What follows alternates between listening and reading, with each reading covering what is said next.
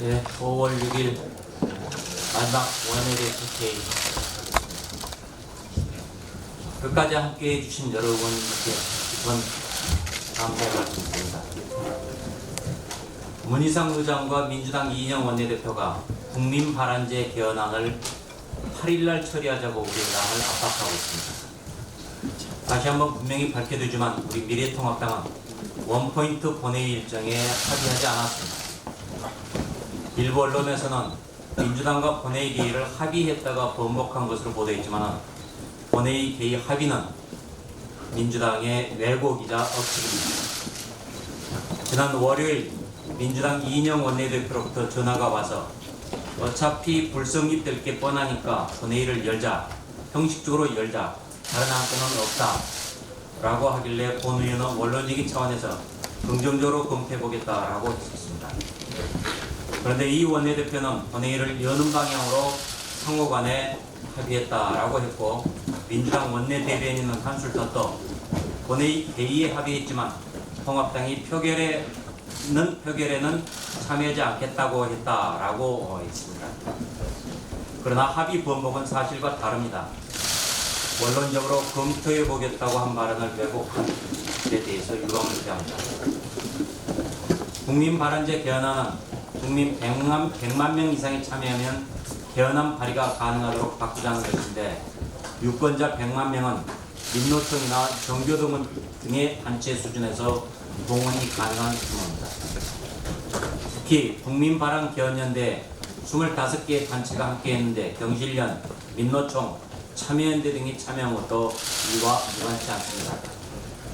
소위 100만 국민으로 둔갑한 특정 이념이나 특정 이익단체의 개헌안이 남발될 수가 있습니다. 민주당과 이 정권이 개헌 전초전 분위기를 띄우려는 것인데, 코로나19 경제 위기에서 무슨 개헌 논의를 하겠다는 것입니다. 더군다나 개헌 관련 사전 논의도 일체 없었고 국민적 공감대도 전혀 형성되지 않았습니다. 문희상 의장은 8일 본회의를 직권으로 열어 개헌안을 상정할 것이라고 합니다.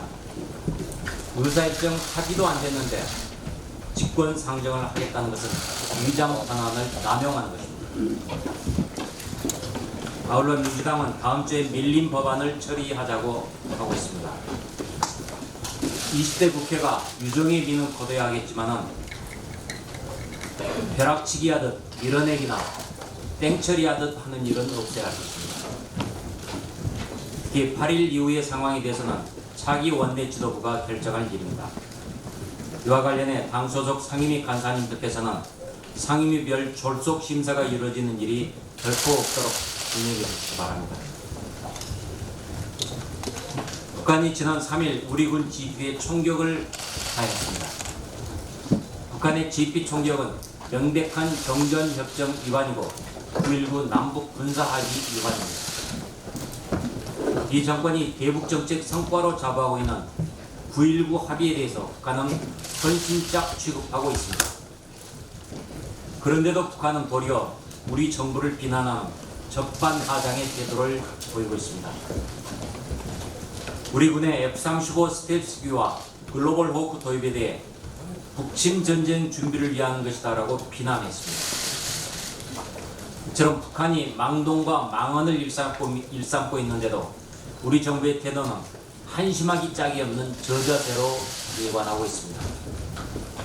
청와대는 GP 총격을 우발적 사건이다라고 단정지었습니다.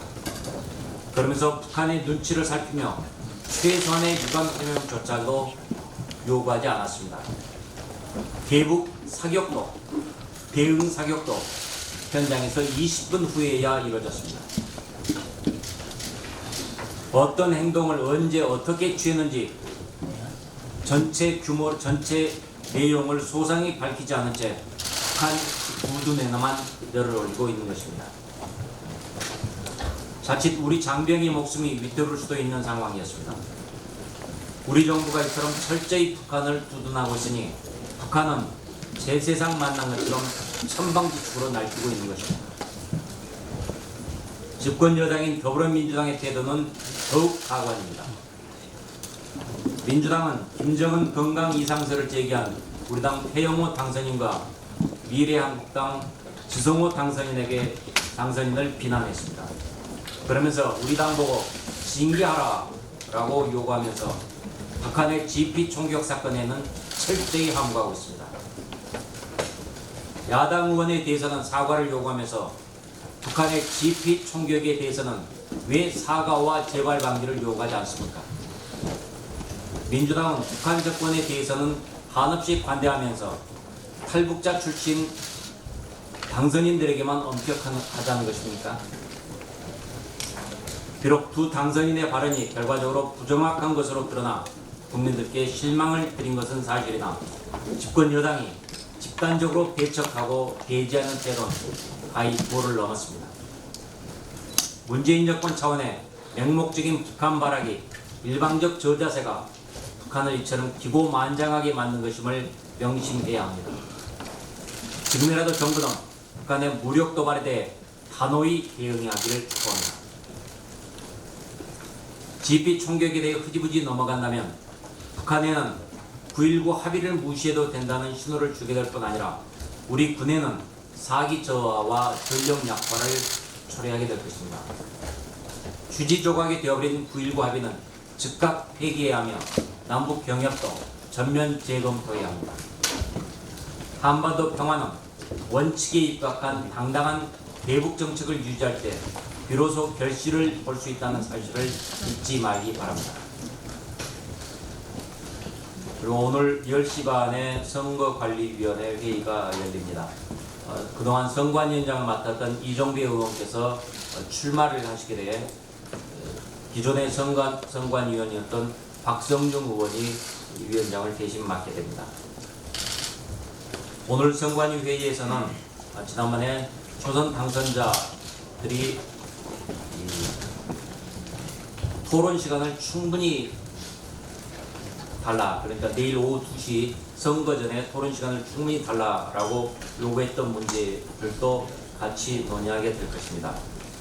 참고로 제가 오늘 논의됐던 그 안을 오늘 논의될 안을 좀 살펴봤는데 거기에는 보니까 지금 실제 후보자들의 답변 시간만 해서 3시간 정도 되는 안을 갖고 있는 것도 있고, 어떤 것은 좀 4개 조인 경우에는 4시간 40분 정도 걸리는 이런 시간 안을 가지고도 지금 검토하고 있는데, 최종적으로 몇 개 조가 출마하느냐에 따라서 시간이 달라질 것입니다. 그러나 초선 당선자들의 요구사항은 후보가 누군지 제대로 알고 싶다라는 그런 요구일 것입니다. 그런 점에서 충분한 답변 시간을 가질 수 있도록 안을 잡았는데, 구체적인 것은 선관위원들 회의에서 결정이 날 것입니다. 참고로 민주당의 식순을 보니까 실제 후보가 답변 시간이 15분 30초입니다. 마무리 기조연설, 공통질문, 플로우 질문 마무리해가지고 실제 답변 시간이 15분 30초인데 우리 당에서 짜놓은 시안을 보니까 약 3시간가량 되는, 그래서 질적으로 비교가 되지 않는 이런 안인데 구체적인 것은 선관위 회의에서 결정 날 것 같습니다. 이상입니다.